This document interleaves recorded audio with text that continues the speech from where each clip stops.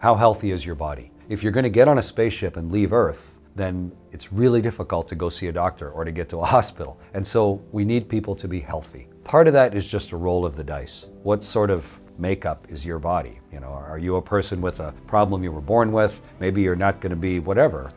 You are who you are. But given that you have a certain body, you can do a few things, obviously. Think about what you eat. You know, you get a choice every time you put something in your mouth. So eat food that's good for you, and then exercise a little bit. You know, take the stairs. Don't drag your bag, carry your bag. Walk, climb, go for a run. Do something every day, a little bit physical. It doesn't take much, but if you're careful about what you eat and you do a couple physical things every day, then you're taking care of your body. Anything worth doing in life has risk. It's been my observation. If you want to learn to walk, like most of us did when we were little, that had risk. When I was learning to walk, when I was just a little over a year old, I fell. We were living in an apartment that had a concrete floor. I fell and banged my head on the floor and actually cracked my skull. But I needed to learn to walk. And even though no one had explained it to me, even at that stage, biology and evolution and the world around me had put me in a position where learning to walk, which is dangerous, was worth doing. As an astronaut, that sort of becomes your life.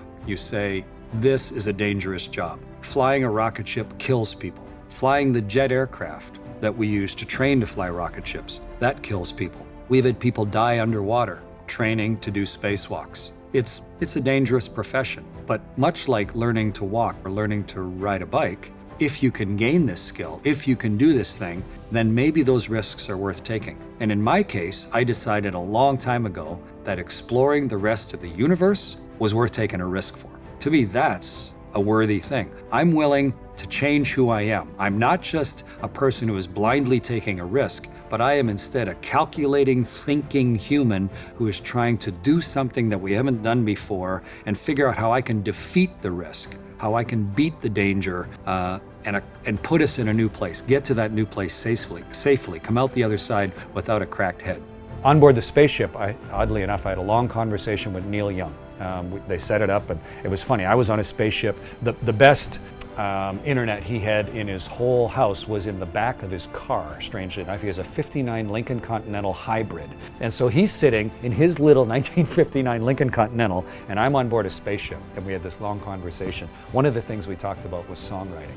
And he said to me, he doesn't write a song, he just writes a song down. And I thought, that's probably a trite answer, but it's also relatively profound. Don't judge the song. Don't say, I'm going to write a song. Instead, just try and express what you're feeling and what you're thinking in lyrics and in music. And then when it's done, then you can say, this might appeal to no one, or it might appeal to kids, or it might appeal to adults. But I think maybe it's just like being a photographer or being a painter or being a writer. Do your absolute best in the moment to capture what's important to you, and then see what comes. The key is, what do you want to be in life? And I know adults ask students that all the time. So what do you want to be when you grow up? And I think it's an unfair question, because you don't know what the choices are.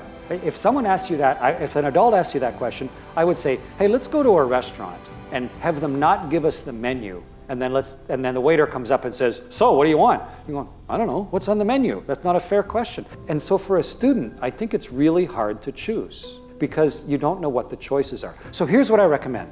Next time you go into a bookstore or a library, notice what part of the bookstore that you always go to. Because I would bet when you go to the bookstore, you don't go to every single section equally. There are parts of a bookstore that are naturally more interesting to you. You know, you might always go to these 3 sections of the library, because that's the stuff that is really cool or interesting to you. And notice that about yourself, because that's kind of who you are. These are the things that interest me. You know, I'm interested in tacos. Those are the 3 things I'm really interested in.